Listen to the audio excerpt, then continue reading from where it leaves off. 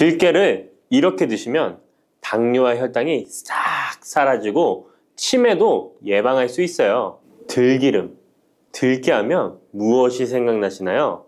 들기름에 북어와 미역국을 구수하게 볶아 시원한 북어 미역국을 끓여 먹어도 정말 맛있죠? 건강에도 좋다는 이 들기름과 들깨 잘못 먹으면 암에 걸리고 혈관 건강에도 악영향을 줘서 치매도 유발할 수 있다는 사실 알고 계셨나요? 들깨의 효능과 어떻게 먹을 때 건강을 해쳐 암에 걸리고 치매를 유발하는지, 그리고 어떻게 먹는 것이 건강하게 먹는 방법인지, 어떻게 보관하는 것이 가장 좋은 방법인지 들깨에 대한 모든 것 알려드릴게요. 나이가 들면서 산책하기도 힘들고 관절이 쑤시고 무릎 통증 때문에 힘드시지 않으신가요? 들깨의 첫 번째 효능은 바로 관절염에 좋다는 것입니다. 무릎이나 관절 통증 때문에 병원에서 진통제를 처방받으시잖아요. 이때 처방받는 진통소염제의 역할은 몸속에 프로스타글란딘이라는 물질의 생성을 억제해서 통증을 막아주는 건데요. 들깨 속에는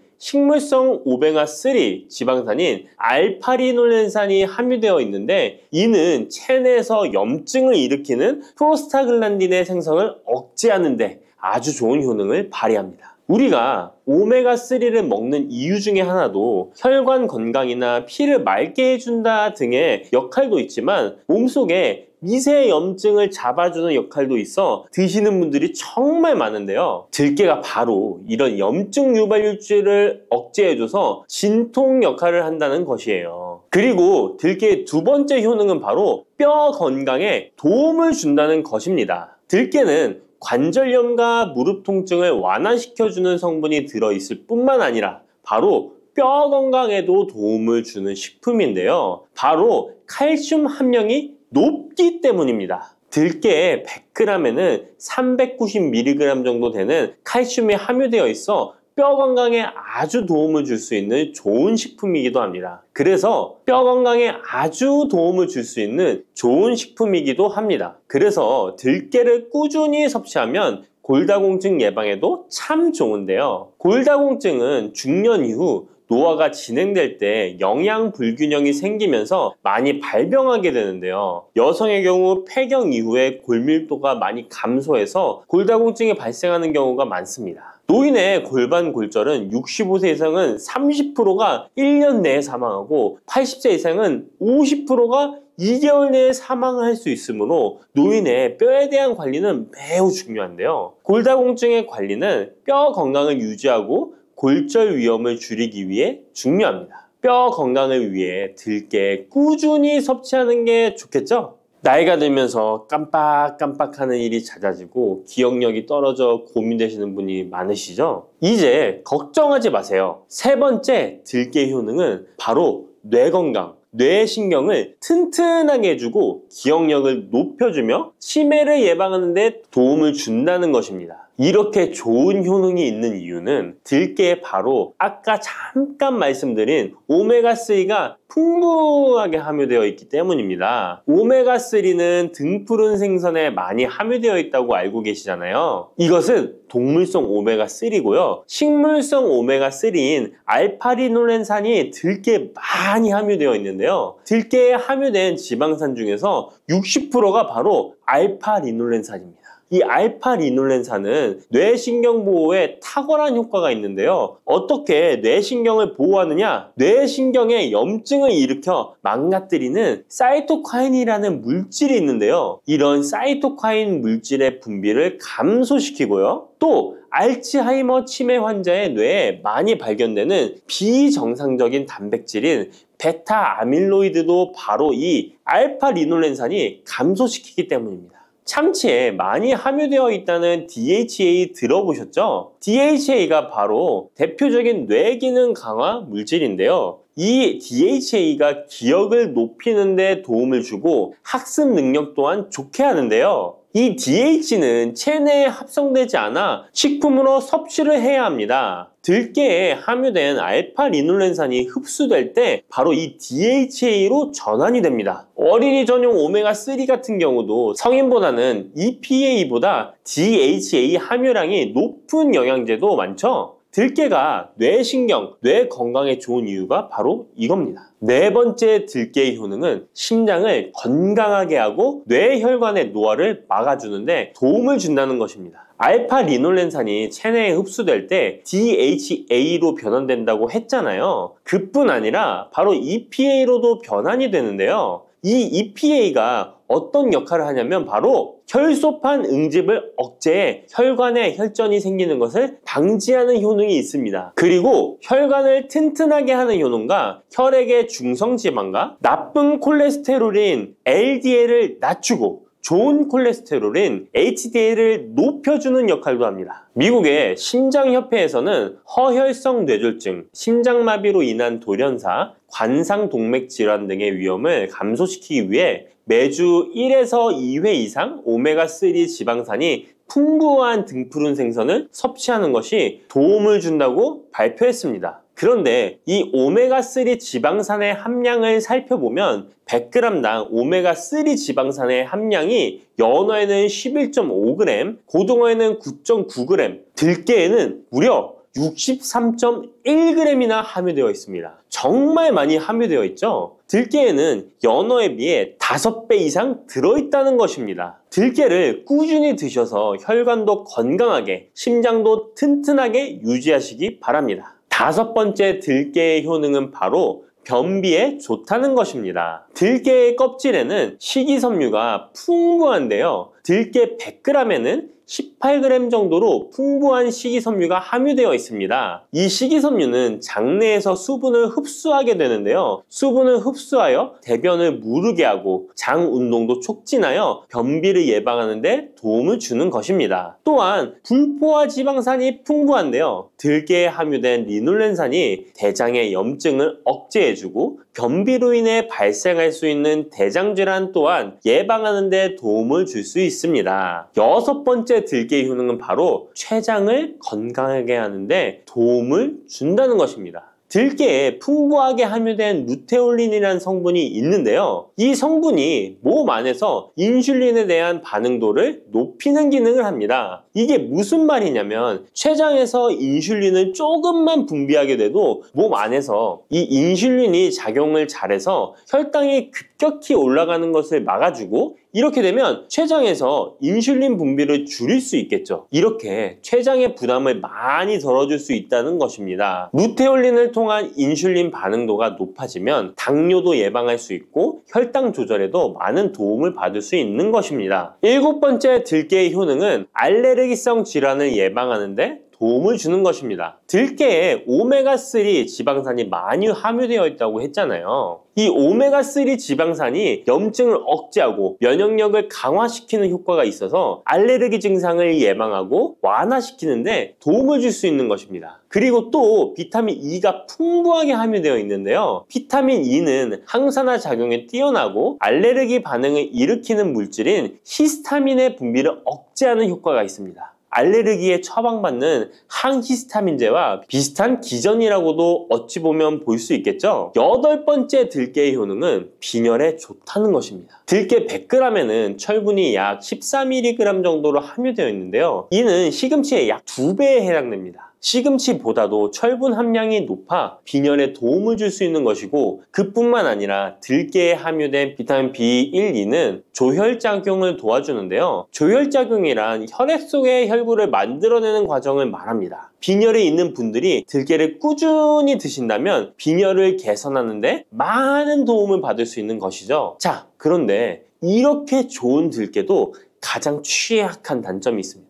그것은 바로 열에 약하고 쉽게 산패된다는 것입니다. 일반적으로 통들깨보다는 들기름으로 많이들 섭취하게 되시는데요. 이 들기름을 짤 때의 방법이 중요합니다. 보통은 200도 이상으로 들깨를 달달 볶아서 기름을 짜게 되는데요. 이때 몸에 좋은 오메가3 지방산이 대부분 파괴가 됩니다. 그래서 들기름을 드실 때는 저온에서 압착한 기름을 사용하시는 것이 좋습니다. 저온에서 압착한 기름은 제가 하단 링크에 있으니까 잘 구경해 보세요. 저온 압착유 또는 생들기름이라고도 하는데요. 이 기름을 요리에 사용할 때에도 열에 오랫동안 가열하지 마시고 요리가 끝나갈 무렵에 들기름을 넣어주시거나 먹기 직전에 드레싱을 하여 드시는 것이 좋습니다. 들기름은 또한 산패가 쉽게 되는데요. 들기름이 산패되면 벤조피렌이 생성되게 되는데 이게 1급 발암물질입니다. 산패된 들기름을 지속적으로 드시게 되면 발암물질을 계속 먹게 되는 것이죠. 그래서 들기름의 사용기한을 지켜주시는 것이 좋은데요. 보통은 2달 이내로 드시는 것이 좋고 개봉을 하셨다면 1달 이내에 소비하시는 것을 권장드립니다. 보관 방법도 정말 중요한데요. 신문지나 검은 비닐 등으로 감싸서 빛을 차단하고 밀봉한 상태에서 반드시 냉장 보관하시기 바랍니다. 만약 실온에 두신다면 들기름의 산패는 급속히 진행되기 때문입니다. 그런데 이 들기름을 오래 보관할 수 있는 방법도 있는데요. 그것은 참기름과 섞어서 보관하시는 것입니다. 참기름에는 비타민 E와 세사몰이라는 성분이 있는데요. 이 성분이 산패를 막아주는 데 도움을 줍니다. 이 세사몰이라는 성분은 참기름을 고온에 볶거나 기름을 짜는 과정에서 생성되는 물질인데요. 이 때문에 다른 기름에 비해 참기름이 산패가 느리고 지속성이 좋은 것이죠. 그래서 들기름과 참기름을 7:3 또는 8:2 정도로 섞어서 보관하시면 조금 더 오래 보관하실 수 있습니다. 그런데 들깨를 기름으로 드시게 되면 들깨 껍질을 섭취할 수 없는데요. 들깨 껍질에 몸에 좋은 식이섬유와 대표적인 항산화 물질인 폴리페놀 성분들을 다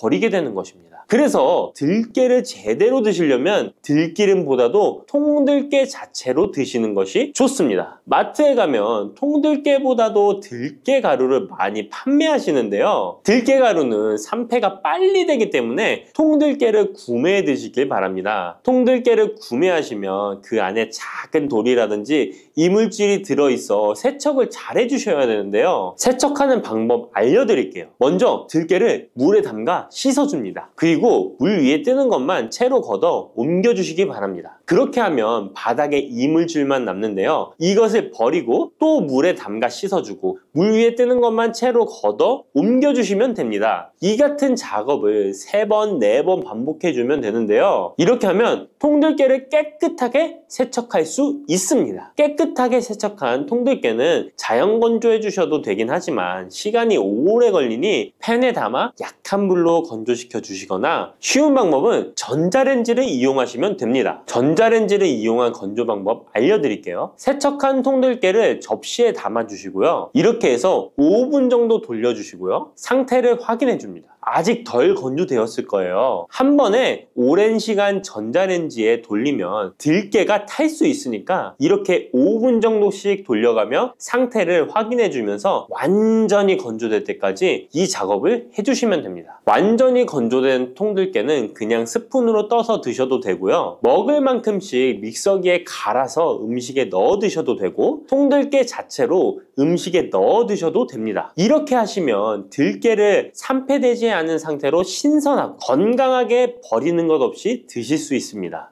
단백질 폭탄으로 알려진 두부는 건강식으로 많이 드시는 대표적인 식재료입니다. 그런데 두부를 잘못 드시면 오히려 건강을 해칠 수 있다는 사실 알고 계신가요? 두부를 먹을 때 독이 되는 최악의 경우, 그리고 두부를 어떻게 먹어야 우리 몸에 보약이 될 수 있는지에 대해 알려드리겠습니다. 두부가 오히려 건강을 해치는 첫 번째는 바로 GMO 유전자 변이된 콩으로 만든 두부를 먹을 때입니다. 2018년 보도자료를 보면 수입콩을 사용해 만든 두부 7종류 중에서 6종류가 GMO 성분이 검출되어 파문이 일었던 적이 있습니다. GMO는 원래 생산성을 향상시켜 식량 부족 문제를 해결하고 비타민, 미네랄 등의 영양소를 강화하거나 질병 저항성을 높여 건강에 도움을 주기 위해 유전자를 변이하여 재배하는 것입니다. 또 제초제나 살충제의 사용량을 줄일 수 있어서 환경오염도 줄일 수 있는 장점이 있습니다. 하지만 이렇게 재배된 것을 섭취했을 때 건강에 대한 안정성 문제와 생태계 파괴 등의 논란은 끊이지 않고 있습니다.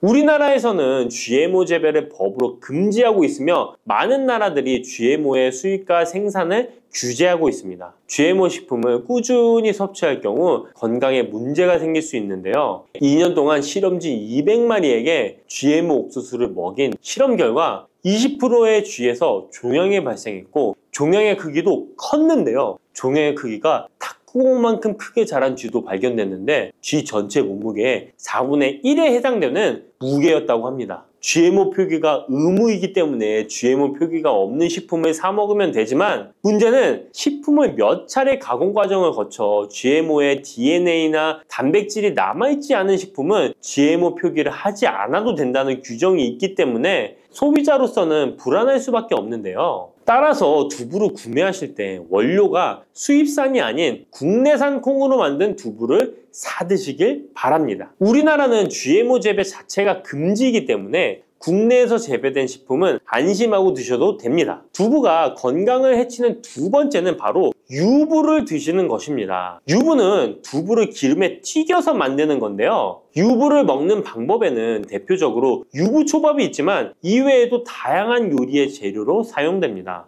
유부의 고소한 맛과 부드러운 식감 때문에 다양하게 사용되지만 건강에 해로울 수 있으니까 주의하셔야 됩니다. 두부를 기름에 튀겨 만든 유부는 칼로리가 높아질 뿐만 아니라 트랜스 지방이 생성됩니다. 트랜스 지방은 혈관 내 콜레스테롤을 증가시키고 심혈관 질환의 위험을 증가시킵니다. 이로 인해 대사증후군과 뇌 기능에도 영향을 미쳐 인지력, 학습 능력을 감소시키는 부작용을 일으킬 수 있습니다. 유부를 아예 드시지 말라는 게 아니라 맛이 좋고 간단하게 식사 대용으로 드실 수 있는 유부만 맛이 좋고 간단하게 식사 대용으로 드실 수 있는 유부지만 과하게 드시지 않고 적절히 드시면 좋겠죠? 세 번째, 두부를 드실 때 주의할 점은 시금치와 함께 드시면 안 된다는 것입니다. 시금치는 철분이 풍부하게 함유되어 있어 빈혈 예방에 효과적으로 알려져 있습니다. 또한 비타민 A, 루테인, 제아잔틴 등의 영양소가 풍부하여 눈 건강 증진에 탁월한 효능이 있고 마그네슘, 비타민 K 등이 풍부해서 뼈 건강 증진에 효과적인 것으로 알려져 있습니다. 그러나 문제는 시금치에 함유된 옥살산입니다. 이 옥살산이 두부의 칼슘과 결합하여 수산칼슘이라는 성분이 만들어지는데 이 성분이 결정을 이루어 신장이나 요로에 쌓여 결석이 됩니다. 신장결석, 요로결석이 되어 극심한 통증을 유발할 수 있다는 것입니다. 시금치를 드실 때는 두부와 같이 칼슘이 많은 음식을 피하시고 별도로 섭취하시는 게 좋겠습니다.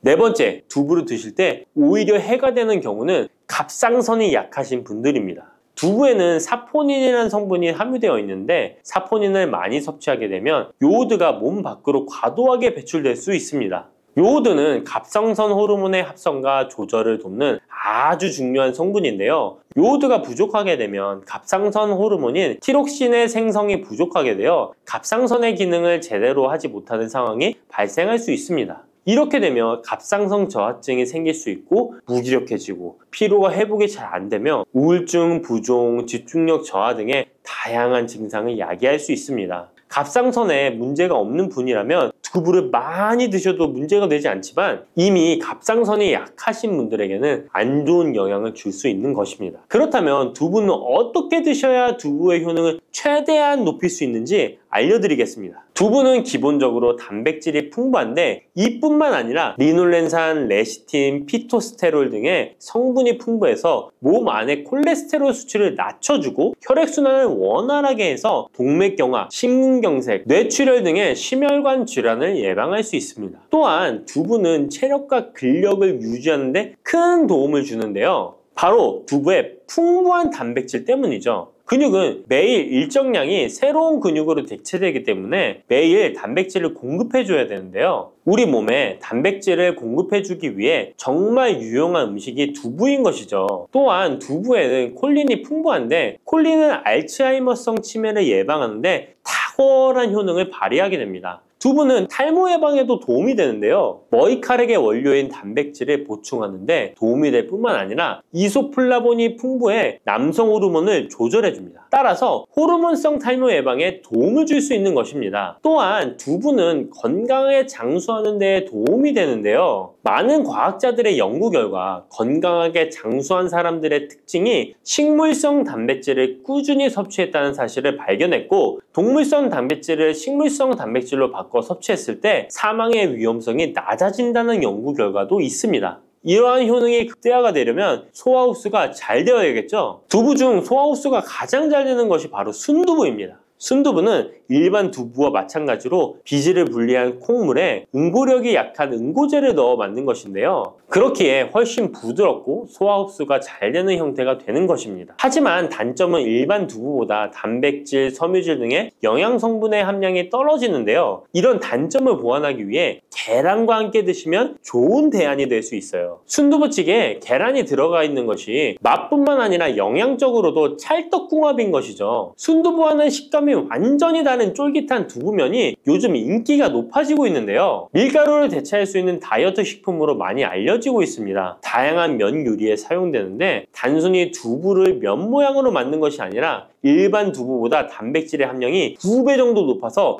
건강에 더욱 좋은 식품입니다. 두부에서 수분을 빼고 응축시켜 만들기 때문에 같은 무게당 영양 성분의 함량이 높아지는 것입니다. 두부는 양배추와 함께 드시면 좋은데요. 두부는 단백질이 풍부하지만 비타민C와 섬유질이 부족한데 양배추와 함께 드시면 모든 영양소를 골고루 섭취할 수 있게 되는 것입니다. 또 귀리를 넣은 잡곡밥과 함께 드시면 좋은데요. 귀리에 풍부하게 함유된 식이섬유와 베타글루칸과 두부의 단백질, 칼슘을 충분히 섭취할 수 있는 것입니다. 두부는 그리고 미역과 김, 다시마와 같은 해조류와 함께 드시면 좋은데요. 이런 해조류와 함께 드시게 되면 두부의 단백질을 흡수하는데 극대화가 되고 두부의 사포닌으로 인한 요오드 배출을 해조류의 풍부한 요오드 성분이 상쇄시켜 줄 수 있는 것입니다. 두부와 함께 먹으면 좋은 음식으로는 토마토가 있습니다. 토마토에는 라이코펜이라는 강력한 항산화 성분이 함유되어 있어서 세포의 노화를 방지하고 활성산소를 제거하여 혈관을 건강하게 보호하며 암을 예방하는 효능도 있습니다. 두부와 토마토 그리고 계란까지 함께 살짝 볶아 드신다면 풍부한 영양 성분을 섭취할 뿐만 아니라 암 예방과 체중 감량에도 좋고 피부 미용에도 탁월한 효능을 누릴 수 있습니다.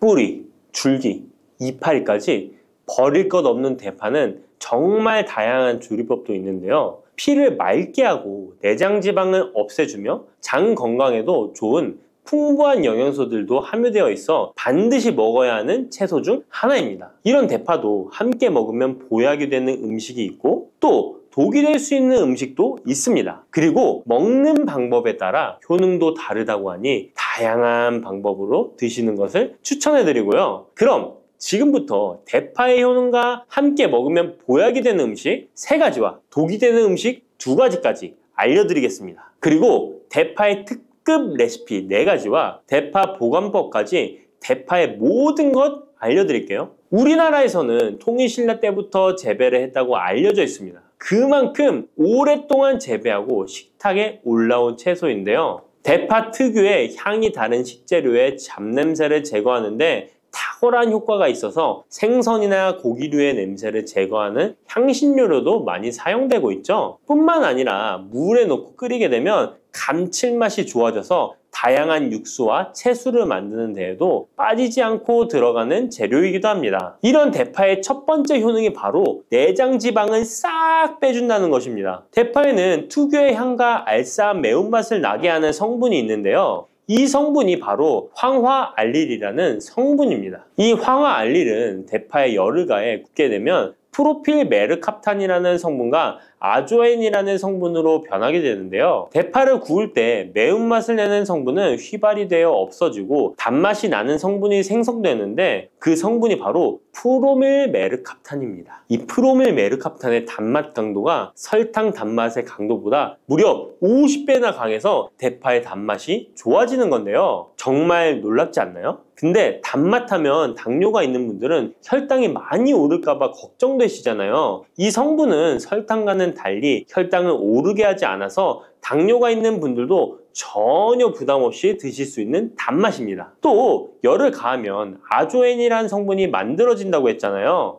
바로 이 성분이 우리 몸을 회복시키는 효능이 있는데요. 어떻게 우리 몸을 회복시킬까요? 그것은 바로 혈관을 깨끗하게 해주기 때문입니다. 아조엔의 별명이 바로 혈관 청소부인데요. 혈관에 나쁜 콜레스테롤을 제거하고 혈액이 뭉치는 혈전 생성을 방지해줍니다. 혈관도 확장해줘서 혈액순환을 원활하게 해주는 역할도 해준답니다. 이런 효능으로 신진대사를 원활하게 해주고 동맥경화, 고지혈증, 고혈압 등의 심혈관 질환을 예방하는 데에도 도움을 줄 수 있습니다. 뿐만 아니라 내장지방을 분해해 몸 밖으로 배출시켜주는 효능이 있어서 건강뿐만 아니라 다이어트에까지 도움을 주는데요. 최근에는 다이어트 식품으로도 많이 활용되고 있습니다. 그리고 대파의 녹색 부분에는 베타카로틴이 풍부한데요. 이 성분이 바로 강력한 항산화 물질입니다. 이 베타카로틴은 우리 몸속의 활성산소를 제거하여 노화를 방지해주고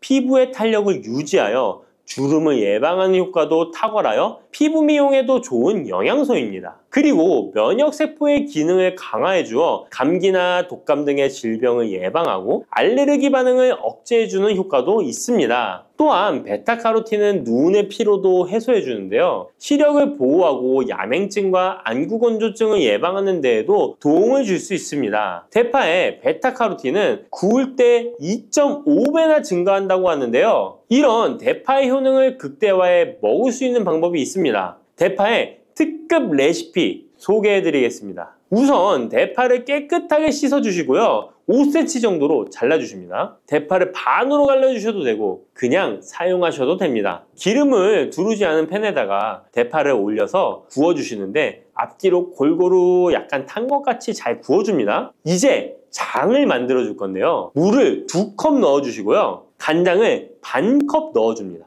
그리고 고춧가루와 참기름을 1스푼씩 넣어줍니다. 이렇게 넣고 한번 끓여주시고 다 끓고 나면 식초를 반 스푼 넣어주시면 됩니다. 이렇게 만들어진 양념장을 구운 파를 넣은 그릇에 붓고 하루 정도 숙성시켜 드시면 됩니다. 물론 바로 드셔도 되지만 숙성시켜 드시면 더욱 맛있는 대파 요리를 드실 수 있습니다. 그리고 대파에서 대파의 뿌리는 특히 채소와 육수를 만들 때 많이 사용하는데요. 대파의 뿌리에는 알리신이라는 성분이 풍부하게 함유되어 있습니다. 이 알리신은 우리 몸을 따뜻하게 해주고 열을 올려주는 역할을 하고 혈액순환을 원활하게 해줘서 신경을 안정화시켜주기도 하는데요. 이렇게 신경을 안정시켜주는 효능으로 불면증도 완화해주어 잘 때 머리맡에 두고 주무시는 분들도 계십니다. 그리고 알리신은 몸에 열을 내주는 효능으로 기침 감기와 가래를 완화시켜주는 데 도움을 주며 항균, 항암 효과도 있어서 각종 바이러스와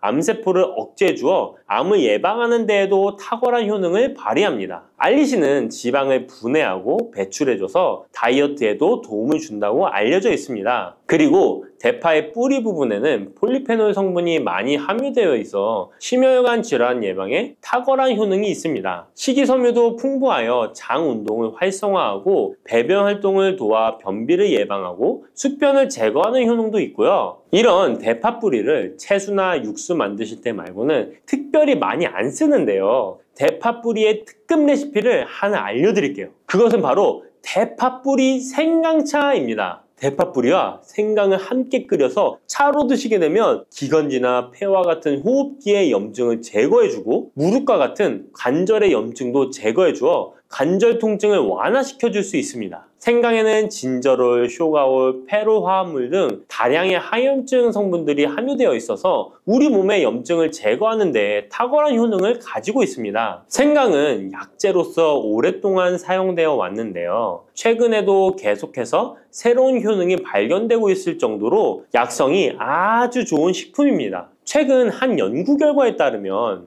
생강에는 소염 진통제로 많이 사용되는 이부프로펜과 비슷한 항염증 효과가 있고 류마티스 관절염을 완화시키는 데에도 효과가 있는 것으로 밝혀졌습니다. 그럼 지금부터 대파 뿌리 생강차 만드는 방법을 알려드리겠습니다. 먼저 생강을 물에 넣고 끓여주시고요. 처음에는 강불로 해주시고 끓기 시작하면 중불로 줄여서 20분 정도 더 끓여줍니다. 그 후에 대파 뿌리도 넣고 3분 정도 더 끓여주시면 됩니다. 이렇게 끓인 물에서 생강과 대파 뿌리는 건져주시고 따뜻할 때 드시거나 냉장고에 넣고 시원하게 드셔도 됩니다. 이렇게 대파 뿌리와 생강을 함께 끓여 차로 드시면 효과를 극대화할 수 있는데요. 다만 평소에 소화가 잘 안 되시고 위가 약하신 분들은 이렇게 끓인 대파뿌리 생강차에 물을 섞어서 연하게 드시는 것을 추천해 드립니다. 이렇게 해서 하루에 한 번, 두 번 꾸준히 드신다면 감기 걱정도 없고 염증을 완화시켜 관절염으로 인한 통증도 줄일 수가 있을 거예요. 그리고 대파와 함께 드시면 보약이 되는 식품에는 무도 있습니다. 무를 말려서 무말랭이로 드시면 무의 좋은 성분들을 농축하여 드실 수 있다고 하는데요. 간단하게 다시 한번 알려드리자면 무를 드시면 기침과 가래를 멈추게 해주는 효능이 있고 소화를 잘 되게 해주며 혈관을 깨끗하게 해줘서 심혈관 질환에도 도움을 줄 수 있습니다. 또한 칼슘의 함량이 높아서 골다공증을 예방하고 뼈를 튼튼하게 만들어주죠. 그리고 해독작용도 뛰어나고 혈당을 조절해줘서 당뇨를 예방하는 데에도 도움을 줄 수 있습니다. 이렇게 좋은 물을 대파와 함께 드시면 그 효능이 극대화될 수 있는데요. 특히 혈액을 깨끗하게 해줘서 심혈관 질환을 예방하며 당뇨 또한 예방해 줄 수 있을 뿐만 아니라 당뇨 합병증을 완화시켜 주는 데에도 탁월한 도움을 받을 수 있습니다. 대파를 넣은 무말랭이 무침을 만들어 드시면 오독오독한 무말랭이 식감도 좋고 입맛도 돌게 하는 반찬으로도 정말 좋으니까 꼭 대파 무말랭이 무침도 만들어서 드셔보시길 바랍니다. 대파와 함께 드시면 보약이 되는 음식 세 번째는 바로 두부입니다. 이 대파와 두부가 만나면 우리 몸에 에너지를 공급하여 활력이 넘치도록 도와줍니다. 그 이유는 바로 대파의 알리신 성분과 두부의 비타민 B1이 만나면 알리티아민으로 전환이 되는데요. 이 알리티아민이 비타민의 체내 흡수율을 높여주고 신진대사를 촉진해서 우리 몸의 피로를 회복하고 에너지를 불어넣어 주기 때문입니다. 그럼 여기서 대파 두부조림 맛있게 만들어 드시는 특급 레시피 알려드릴게요. 먼저 잘 씻은 대파를 어슷썰기로 썰어 주시고요. 두부는 정사각형으로 깍둑 썰기를 해줍니다. 먼저 두부를 기름을 두른 팬에 구워주시고요. 노릇노릇해지면 썰어놓은 대파를 넣어줍니다. 간장을 2스푼 넣어주시고요. 고소한 참깨도 뿌려서 잘 익혀주시면 대파 두부조림 완성입니다. 정말 맛있겠죠? 이렇게 만든 대파 두부조림을 드시고 활력 넘치는 하루를 보내실 수 있을 거예요. 대파와 함께 드시면 보약이 되는 음식 네 번째 알려드릴게요. 그것은 바로 대파 팽이버섯 부침입니다. 이 팽이버섯은 버섯 중에서도 버섯 키토산의 성분이 가장 많이 함유되어 있을 뿐만 아니라 식이섬유가 정말 풍부하게 함유되어 있는데요. 버섯 키토산은 혈액 속의 지방을 분해하고 콜레스테롤을 제거해 고혈압, 동맥경화, 심장병 같은 심혈관 질환을 예방할 뿐만 아니라 체내 지방을 흡착하여 배출시켜 주어 내장 지방을 줄여주는 데에도 탁월한 효능이 있습니다. 또한 체내의 중금속의 배출을 돕고 간 건강을 돕는 효능도 있다고 알려져 있고요. 그리고 풍부한 식이섬유가 배변 활동을 도와서 숙변을 제거하는 데에도 큰 도움을 줍니다. 하지만 이 팽이버섯의 세포벽은 단단하기 때문에 그냥 드시게 되면 좋은 성분을 흡수하기가 힘든데요. 열을 가하게 되면 세포벽이 깨지면서 영양 성분의 흡수율을 높일 수 있습니다. 이런 팽이버섯과 대파를 함께 드시게 되면 내장 지방을 제거하고 혈관을 깨끗하게 하는데 탁월한 음식이 되는데요. 먼저 팽이버섯의 밑둥은 잘라버리시고요. 팽이버섯을 적당한 크기로 잘 썰어줍니다. 그리고 흐르는 물에 잘 씻어줍니다. 그리고 대파는 어슷썰기로 잘게 썰어주시고요. 적당한 용기에 계란을 풀어주세요. 팽이버섯과 대파를 넣어서 잘 섞어주고 소금 한 꼬집을 넣어 간을 해줍니다. 이제 잘 달궈진 팬에 기름을 두르고 붙여주시면 됩니다. 정말 쉽죠? 그런데 이렇게 좋은 대파도 함께 드시면 안 되는 음식이 있습니다. 대파와 함께 드시면 안 되는 음식 첫 번째는 바로 꿀입니다. 대파와 꿀은 두 가지 다 몸에 열을 올려주는 효능이 있습니다. 한의학에서는 대파와 꿀을 함께 먹으면 위장에 탈이 나고 더부룩한 현상이 나타날 수 있다고 하는데요. 대파와 꿀을 함께 먹으면 위에서 소화액 분비를 억제하여 소화불량을 유발할 수 있기 때문인데요. 또한 꿀은 알레르기 반응을 일으킬 수 있는데 대파와 함께 먹으면 알레르기 반응이 더 악화될 수 있다는 것을 알아두시면 좋고요. 꼭 기억하셔서 대파와 꿀은 함께 드시지 않기를 추천합니다. 또 대파와 함께 드시면 안 되는 음식은 미역입니다. 미역과 대파 둘 다 알긴산이라는 성분이 있는데 이 알긴산은 미끌거리는 식감이 있습니다. 함께 드시게 되면 식감이 안 좋은 이유도 있지만 식감보다도 더 중요한 이유가 있습니다. 왜냐하면 파에는 인과 유황 성분이 있기 때문인데요. 미역과 파를 함께 드시게 되면 파의 인과 유황 성분이 미역에 함유된 칼슘의 흡수를 방해하게 됩니다. 미역에는 칼슘 함량이 높아서 골다공증 예방에 좋은 효능이 있는데 이 효과를 떨어뜨리게 되는 것이고요. 미역국을 끓일 때 대파로 채수를 내어 시원한 미역국을 끓여 드시는 분들이 계신데 절대 미역국을 끓일 때 대파는 사용하지 않으셔야 합니다. 자, 다음으로는 대파 보관하는 법을 알려드릴게요. 대파를 한 단 사면 양이 많아 한 번에 드시지 못하는 경우가 많은데요. 대파를 보관하실 때는 씻지 않고 흙이 묻은 채 보관하는 것이 좋지만 사용하기 불편하기 때문에 씻어서 보관하는 방법 알려드릴게요. 우선 잘 씻은 대파를 줄기와 잎부분으로 나눠 잘라주시고요. 물기를 제거하고 키친타올을 넣은 지퍼백에 줄기와 잎부분을 나눠 담아 냉장고에 보관해 주시면 됩니다. 이렇게 하시면 2주에서 3주 정도는 보관 가능하시고요. 더 장기간 보관하시려면 냉동을 하시면 되는데 냉동 보관하시려면 대파를 사용하기 원하는 크기대로 잘라서 지퍼백에 넣어 냉동하시면 됩니다. 이렇게 하시면 냉동된 대파를 꺼내서 요리하실 때 바로 사용하실 수 있을 겁니다. 바다의 불로초, 해조류의 왕이라는 별명을 갖고 있는 김, 이런 몸에 좋은 김도 잘못 먹으면 암에 걸리고 치매에 걸릴 수 있다는 사실 알고 계신가요? 아무리 좋은 음식도 제대로 알고 드실 때 건강을 지키는 보약이 될 수 있는 것이죠. 식탁 위에 빼놓을 수 없는 반찬, 김의 효능 5가지. 김을 드실 때 주의해야 될 분들, 그리고 김과 함께 먹으면 보약이 되는 최고의 음식과 김을 굽는 방법, 좋은 김을 고르는 방법까지 김에 대한 모든 것 알려드릴게요. 입맛도 없고 마땅한 반찬도 없을 때 김 하나만 있어도 밥 한 그릇 뚝딱 해치울 수 있지 않나요? 저도 마찬가지지만 저희 아이들도 김 하나만 있어도 반찬 투정 안 합니다. 이렇게 밥 반찬으로도 최고지만 요즘 전 세계에서 우리나라 문화에 열광을 하며 우리나라 음식에도 관심이 많은데요. 최근에는 특히 바로 이 김에 대한 관심도 높아졌습니다. 냉동김밥이 어마어마하게 많이 팔리면서 김에 대한 인기도 높아져 과자처럼 간식으로 김을 많이 먹고 있다고 하네요. 전 세계적으로 선풍적인 인기를 끌고 있는 김의 첫 번째 효능은 바로 뇌를 건강하게 해서 치매를 예방하는 데 좋다는 것입니다. 김에는 뇌신경을 활성화시키는 비타민 B1과 비타민 B2가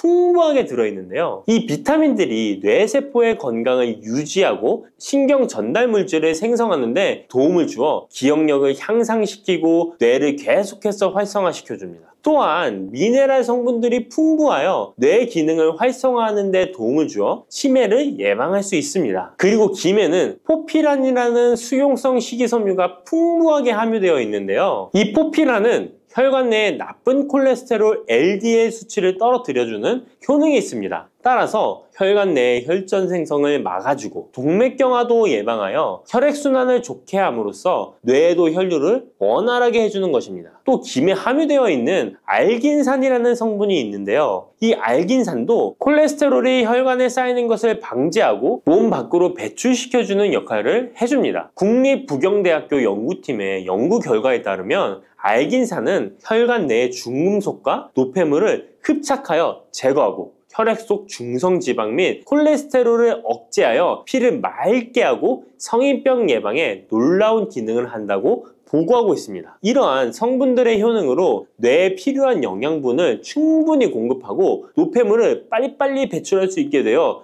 머리도 맑아지고 뇌신경을 튼튼하게 해주는 것이죠. 이러한 김과 계란을 함께 드시면 엄청난 시너지 효과를 누릴 수 있는데요. 계란에는 비타민 B1, 2와 콜린이라는 성분이 풍부한데 이 성분들이 뇌신경을 활성화하는 데 큰 도움을 줄 수 있습니다. 그 이유를 살펴보면 콜린은 뇌의 신경 시스템에서 중요한 역할을 하는 아세틸콜린이라는 물질의 주 성분인데, 아세틸콜린은 신경 전달 물질로 뇌 세포 사이에서 정보를 전달하는 역할을 해줍니다. 바로 이 콜린이 충분히 공급되어야 기억력, 학습 능력, 그리고 인지 기능을 유지할 수 있습니다. 이뿐만 아니라 김은 계란에 부족한 비타민 C를 보충해주고 계란은 김에 부족한 비타민 D를 보충해줘서 서로가 정말 잘 어울리는 식품이 되는 것입니다. 계란과 김이 만나면 정말 뇌 기능에 필요한 보약이나 다름이 없는 것이죠. 김의 두 번째 효능은 식물성 단백질 공급원의 최고봉이라는 것입니다. 김에 함유된 단백질의 양은 소고기보다도 많은데요. 소고기가 단백질이 풍부하다고 알고 계시잖아요. 소고기 100g당 단백질의 함량은 20g이고요. 김 100g당 단백질의 함량은 30g입니다. 소고기보다 김에 단백질이 많이 들어있다니 놀랍지 않나요? 마른 김 5장에는 계란 1개에 함유된 단백질의 양이 들어있다고 합니다. 그런데 이 단백질에 식물성 단백질과 동물성 단백질이잖아요. 이 둘을 함께 먹을 때 더욱 흡수가 잘 되어 건강에 좋은데요. 이 김과 계란을 함께 먹을 수 있는 정말 좋은 방법 알려드릴게요. 김 계란말이는 많이들 해 드시잖아요. 반찬으로 만들어 먹기도 편하고 맛도 좋아 많이들 드시는데요. 그것 말고 계란김전을 알려드릴게요. 먼저 김을 먹기 좋은 크기로 잘라주시고요. 한쪽에 놓아줍니다. 적당한 용기에 계란을 깨주시고요. 속은 한 꼬집으로 약간 간을 해줍니다. 다음에 계란을 풀어줍니다. 이제 김을 2장씩 포개어 계란물을 앞뒤로 잘 묻혀준 다음에 기름을 두른 팬에다 부쳐주시면 됩니다. 정말 쉽죠? 이렇게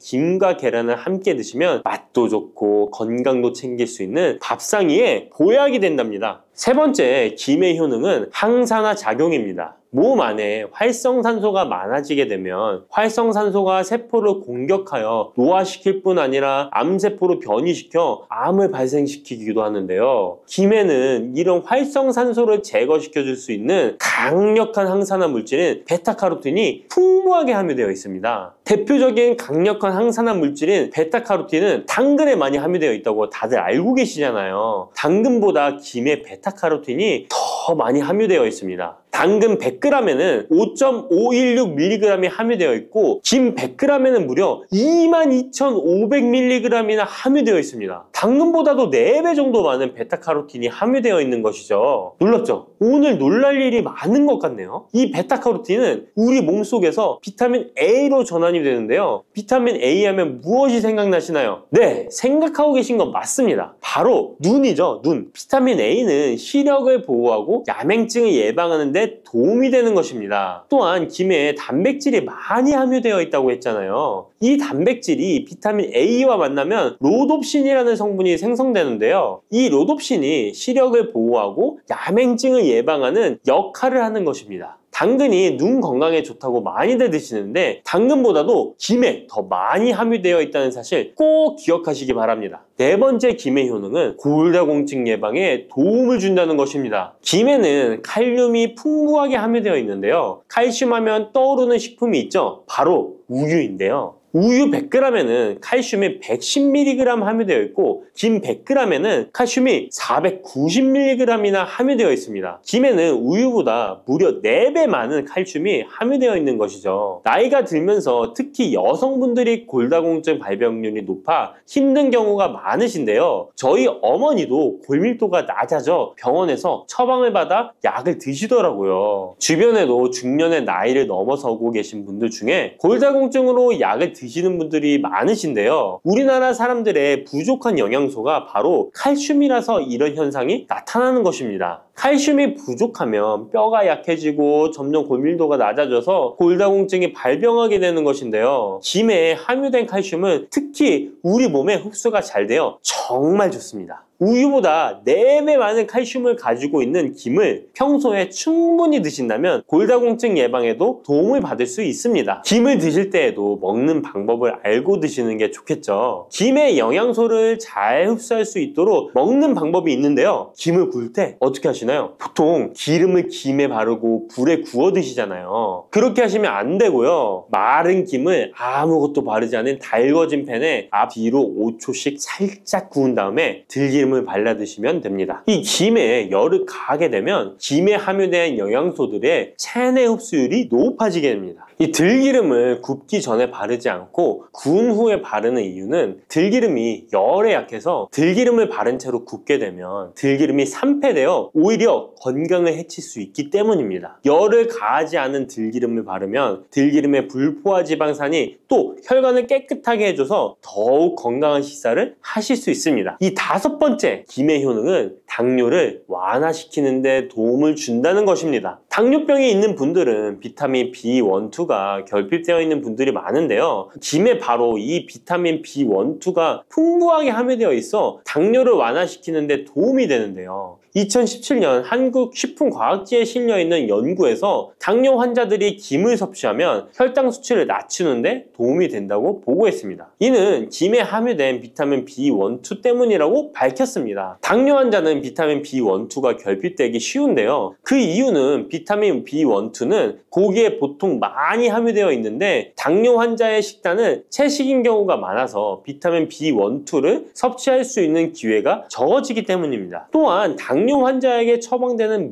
메트포르민 계열의 성분들의 약물이 비타민 B1, 2의 흡수를 방해해 비타민 B1, 2가 결핍될 가능성은 더욱 높아집니다. 당뇨 환자들은 고혈당으로 인해 신경이 많이 손상이 되는데요. 이 때문에 손발끝이 저리거나 통증이 오는 신경합병증이 발생하게 됩니다. 이 증상을 완화시키고 신경이 손상되지 않도록 보호하는 역할을 비타민 B1, 2가 해주는 것입니다. 이런 이유로 당뇨 환자는 비타민 B1, 2의 섭취를 신경 써서 해주는 것이 좋지만 말씀드린 대로 육류 식단은 또 당뇨 환자의 식단에 잘 들어가 있지 않죠. 그래서 비타민 B1, 2가 풍부한 김을 섭취하는 것이 당뇨 환자에게 정말 좋은 대안이 되는 것입니다. 비타민 B1, 2의 하루 권장 섭취량은 2.4mg인데요. 이는 자르지 않은 김 한 장만 섭취해도 충분히 섭취할 수 있는 양입니다. 당뇨가 있는 분들이라면 오늘부터 식사하실 때 김을 꼭 드셔야겠죠? 다만 시중에 판매되는 조미김은 기름에 구워지고 그 기름이 산패될 가능성이 높아 오히려 건강에 해로울 수 있으니까 알려드린 대로 마른 김에 기름을 바르지 않고 달궈진 팬에 살짝 구워 드시기 바랍니다. 그런데 이렇게 평소에 많이 드시고 계신데 잘못 드시면 건강을 해칠 수도 있다는 사실 알고 계신가요? 특별히 갑상선이 약하신 분들은 김을 섭취하는데 주의하셔야겠습니다. 갑상선은 우리 몸에서 가장 중요한 내분비 기관 중 하나인데요. 갑상선은 목 부분 기관지 아래에 위치한 나비 모양의 내분비 기관입니다. 중요한 여러 기능을 하지만 그 중에서도 특별히 대사율을 조절하는 기능을 합니다. 갑상선에 T3, T4 호르몬을 분비하여 우리 몸의 에너지 소비와 체온 조절을 하는데 중요한 역할을 하는 것입니다. 그리고 갑상선 호르몬은 신경 시스템의 정상적인 기능을 유지하는데 꼭 필요한데요. 이 호르몬이 제대로 분비가 되지 않아 수치가 너무 높거나 낮게 되면 우울증, 불안 증세, 기억력 감퇴 등의 문제가 발생할 수도 있습니다. 이 갑상선 호르몬 중에 요오드가 있는데요. 김에 이 요오드가 풍부하게 함유되어 있습니다. 요오드가 부족하면 체중이 늘어나고 탈모가 생길 수 있으며 만성 피로에 힘들어질 수도 있습니다. 세계보건기구에서는 요오드가 부족하면 뇌세포가 손상되고 치매가 발생할 수도 있다고 보고하고 있습니다. 이렇게 중요한 요오드, 김에 풍부하니 먹어야 되는 거 아닌가? 생각하실 수 있잖아요. 맞는 말씀이지만 예외가 있습니다. 갑상선이 약하신 분들은 김 섭취에 주의해야 된다고 했잖아요. 갑상선 저하증이나 항진증이 있는 분들이 김을 많이 드시면 오히려 건강을 해칠 수 있습니다. 건강하신 분들은 김을 많이 드셔도 호르몬 조절이 되어 문제가 없지만 갑상선에 문제가 있어 호르몬 조절이 잘 안 되는 분들은 이 요오드의 수치가 높아지게 되면 체내의 활성산소가 증가하게 되어 염증을 일으키고 갑상선염을 유발하며 심해지면 갑상선 암으로 발전시킬 수도 있습니다. 우리 한국인의 식단에는 이미 요오드의 함량이 높기 때문에 김을 조금만 드셔도 요오드의 수치가 금방 높아질 수 있습니다. 따라서 갑상선에 문제가 있는 분들은 김을 드실 때 주의하셔야 하는 것입니다. 그렇다고 요오드가 풍부한 해조류와 같은 음식을 아예 드시지 말라고 말씀드리는 게 아니라 과량 섭취만 주의하시고 적정량은 드셔도 괜찮습니다. 그렇다면 갑상선에 문제가 있는 분들이 김을 드실 때 해결 방법이 없을까요? 있습니다. 그것은 바로 마늘과 함께 드시는 겁니다. 대표적인 강력한 항암식품이 마늘이잖아요. 마늘에는 셀레늄이라는 성분이 풍부합니다. 이 셀레늄은 다량의 요오드로 인해 발생되는 활성산소로부터 갑상선을 보호하는 역할을 하게 되는 것입니다. 그래서 건강기능식품 기능성 원료로서 유해산소로부터 세포를 보호하는 작용을 한다는 효능을 가지고 있다고 우리나라 식약처에서도 인정을 해주고 있죠. 그리고 갑상선 호르몬의 생성을 도와 갑상선에 문제가 있는 분들이 드시면 호르몬 문제를 해결하는데 도움이 되는 것입니다. 또한 김에 함유된 알긴산이라는 성분이 콜레스테롤이 혈관에 쌓이는 것을 방지하고 몸 밖으로 배출시켜주는 역할을 한다고 알려드렸는데, 바로 이 마늘과 함께 드시면 이 효능이 배가 돼서 혈관에 혈전이 생기는 것을 막아주어 혈관 건강에 최고의 보약이 되는 것입니다. 이렇게 좋은 김 아무거나 드시지 마시고요. 좋은 김 고르는 방법도 알려드릴게요. 좋은 김은 검붉은색을 띠며 살짝 반짝이는 윤기가 있고 냄새 없이 담백한 맛이 나는 것입니다. 그리고 구웠을 때 녹색빛이 선명하게 나타나며 물에 불렸을 때는 잘 녹고 김을 담갔던 물이 맑을수록 좋은 김이라고 할 수 있습니다. 이 김은 저희 하단 링크에 있으니까 링크 한번 보시고 김을 사시기 바랍니다.